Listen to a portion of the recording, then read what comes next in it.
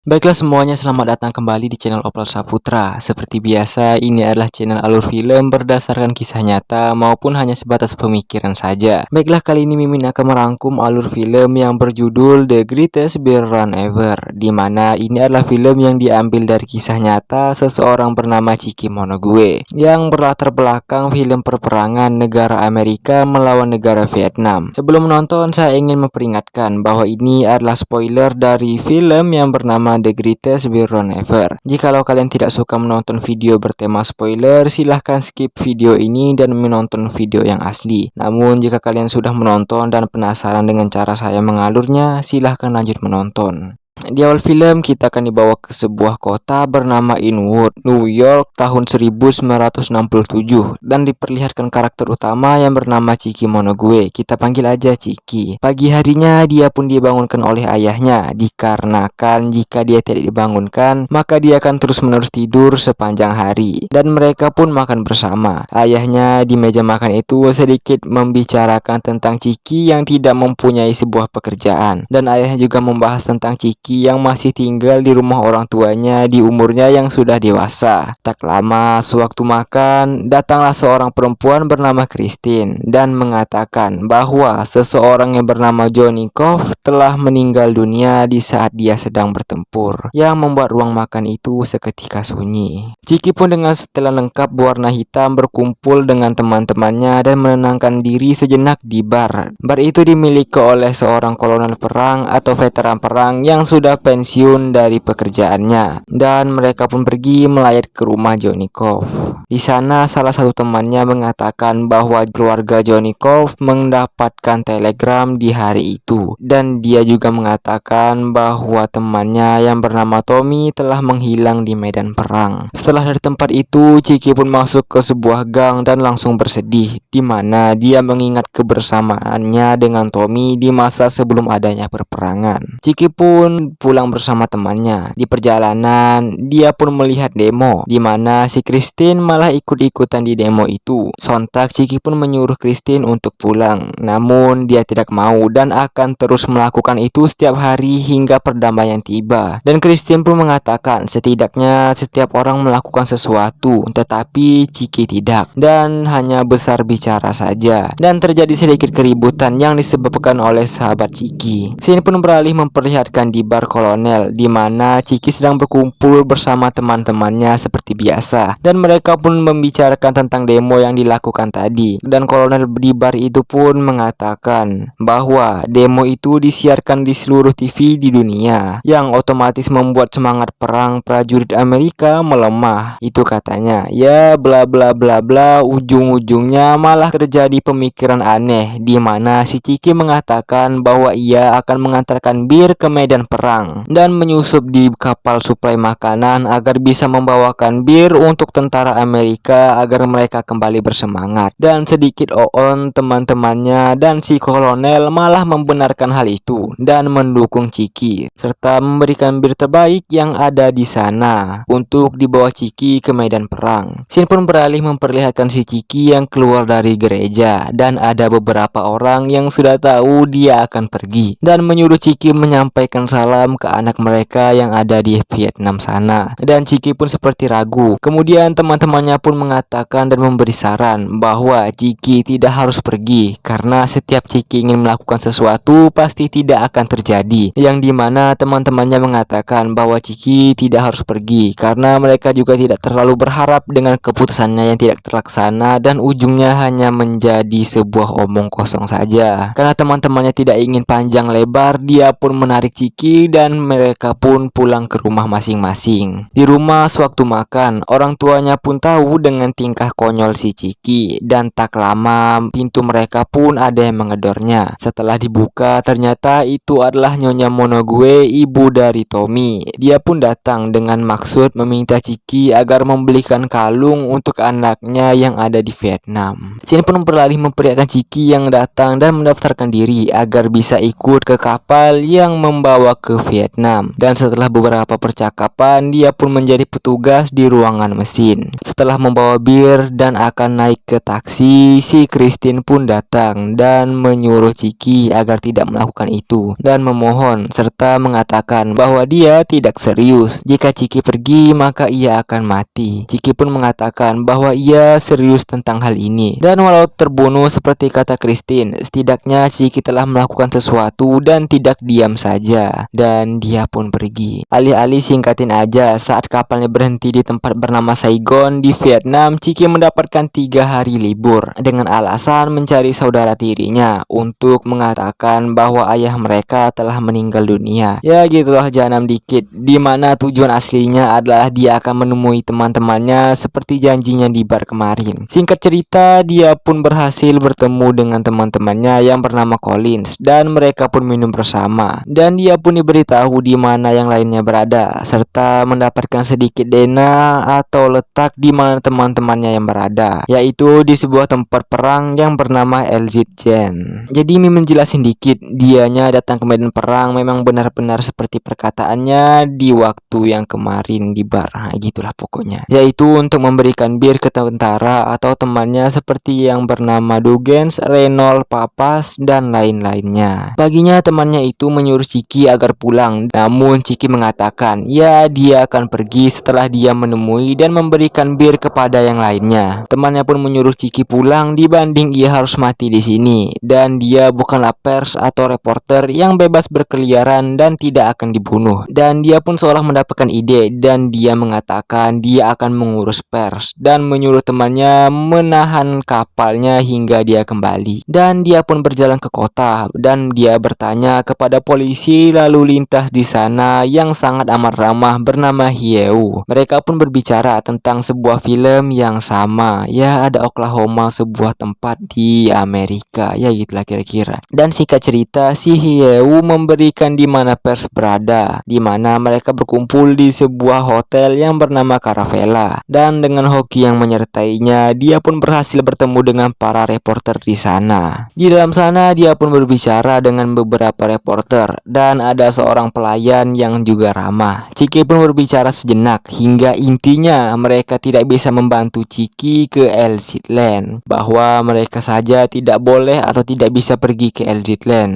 Pelayan itu pun menambahkan bir ke cangkir Ciki dan mengatakan, kau bisa melakukan apapun di sini, tapi kau tidak bisa ke LZ Land kecuali kau adalah seorang militer, yang seketika membuat dia pun terinspirasi kembali. Singkat cerita, dia pun sampai ke pangkalan angkatan udara, ya kayak mau jadi militer anjir, dan ingin mendaftarkan diri dan masuk ke pesawat yang menuju LZN. Dan sewaktu ditanya tentang pangkat, dia pun dengan polosnya mengatakan bahwa dia bukanlah seorang tentara. Dan seperti atasan, Ciki pun menyuruh tentara itu agar memanggil sang kapten agar dia bisa mendaftarkan diri ke pesawat LZN. Dan setelah sang kapten datang, dia pun mengatakan seperti bullshit ternyata nih orang, sambil mengira Ciki adalah seorang agen CIA. Dan dia pun langsung menyuruh prajurit itu untuk memasukkan namanya ke daftar pesawat yang akan pergi ke LZN. Dia pun dinaikkan ke pesawat dan akhirnya dia pun turun. Sewaktu turun, dia pun disambut oleh prajurit yang bernama Hebershaw. Dan Hebershaw mengatakan bahwa dia diperintahkan Kapten Dier yang tadi untuk membantunya sebisanya. Dan Ciki mengatakan bahwa ia membutuhkan helikopter. Dan alih-alih singkat cerita, dia pun mendapatkan helikopter yang telah disiapkan oleh Hebershaw untuk mengantarkan dirinya ke LZN dan meminta Ciki agar mengirimkan pesan ke atasannya yang bersifat positif agar dia dinaikkan pangkat karena dia mengira Ciki adalah agen CIA sungguhan. Sesampainya ia di LZN, ya seperti biasa namanya lokasi perperangan, dia pun disambut dan ditanyai oleh prajurit yang ada di sana. Dan seperti yang lain, prajurit ini malah mengira dia adalah seorang agen rahasia dan dia pun dibawa ke pos komunikasi. Di sana dia ditanyai ingin memanggil siapa dan dia mengatakan ingin bertemu dengan Rick Dugan. Dan prajurit itu pun langsung menelpon Rick yang ada di pos penyergapan. Dan si Rick pun mengatakan bahwa ia berada di pos penyergapan dan jaraknya jika ia ia ingin ke pos komunikasi,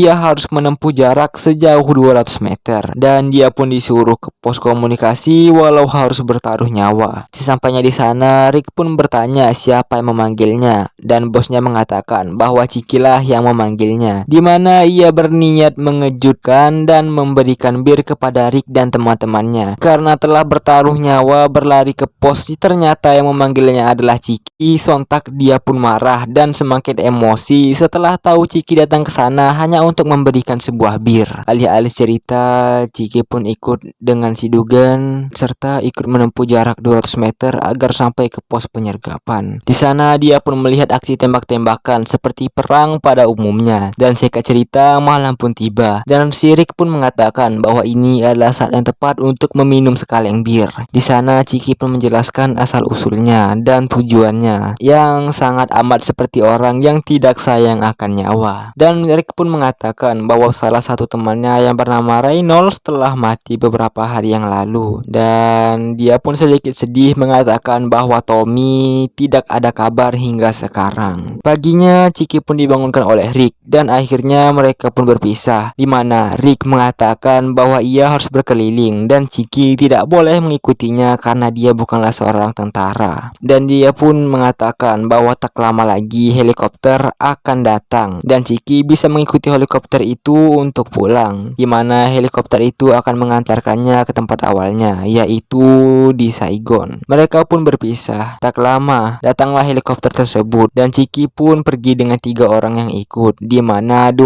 orang adalah tentara Amerika dan 1 orangnya lagi adalah tentara Vietnam. Dan mereka sedang memaksa tentara Vietnam untuk membuka mulut, dan akhirnya mereka pun mendapatkan apa yang mereka mau. Dan si tentara Vietnam pun langsung dijatuhkan dari helikopter itu dan dilihat oleh si Ciki, di mana Ciki mengatakan kepada pilotnya bahwa ini bukanlah Saigon, dan pilotnya pun mengatakan bahwa dia diminta mengantar Ciki ke Kontum. Dan sewaktu akan turun, Ciki ditanyai oleh orang yang menjatuhkan tentara tadi, di mana ia bertanya siapa yang menugaskannya di sini dan siapa bosnya. Dan Ciki pun mengatakan bahwa ia ditugaskan dengan orang yang sama yang menugaskannya. Dan Ciki pun turun dan terus-menerus dilihat oleh tentara itu yang terus memandanginya. Dia pun pergi ke pos dan meminta diantarkan ke Saigon. Tentara itu pun mengatakan bisa, namun Ciki harus naik helikopter yang tadi dinaikinya. Ciki pun tidak mau dan dia menanyakan cara lain. Tentara itu pun mengatakan ada cara lain, yaitu menunggu helikopter satunya dibaikan atau harus menempuh jarak sejauh 25 km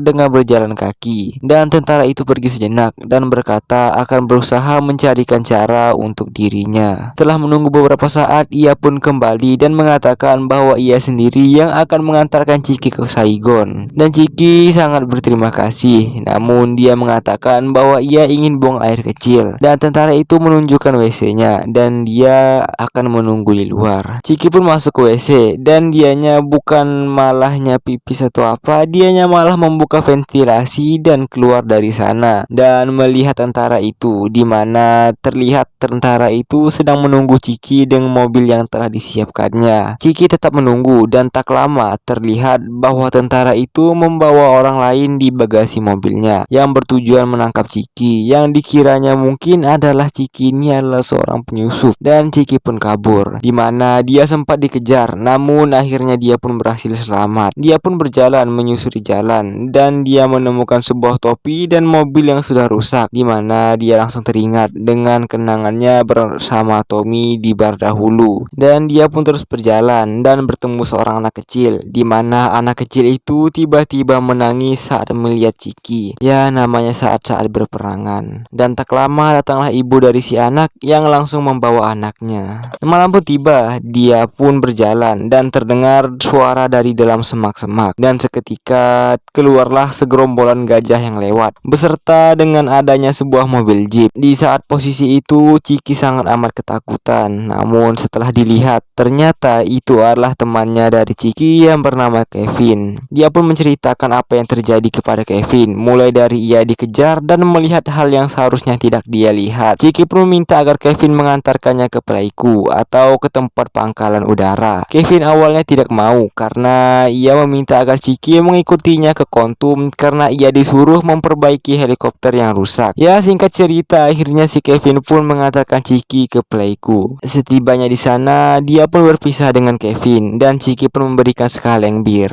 Sesampainya di Saigon, Chiki sangat amat gembira dikarenakan dia berpikir bahwa ia bisa pulang. Namun ya biarlah scene yang menjelaskan adegan berikutnya. Ya benar, kapalnya telah pergi meninggalkan Chiki. Dia pun pergi ke tempat Hieu berada dan menemukannya. Chiki pun bertanya di mana kedubes AS dan si Hieu pun mendekatinya dan berkata bahwa dia akan mengantarkannya karena di sini dia seperti tidak dianggap. Telah mengantarkannya, si Hieu pun mengatakan setelah perang Vietnam ia akan pergi ke Amerika dan akan ke tempat yang bernama Oklahoma, dan dia meminta alamat Chiki dan Chiki pun memberikannya dan dengan serius dia akan menunggunya datang. Di dalam sana dia pun langsung mengatakan bahwa kapalnya yang bernama Drake pergi lebih cepat dan meninggalkannya, dan wanita itu mengatakan ada satu pesan yang ditinggalkan namun yang gak penting, dan akhirnya Chiki pun disuruh menunggu. Jadi di sini Mimin lupa sampaikan bahwa kapal yang ditumpangi oleh Chiki adalah kapal yang membawa amunisi. Jadi dianya pergi lebih cepat dikarenakan ia mendapatkan berita bahwa kapal itu akan diserang. Selang beberapa waktu,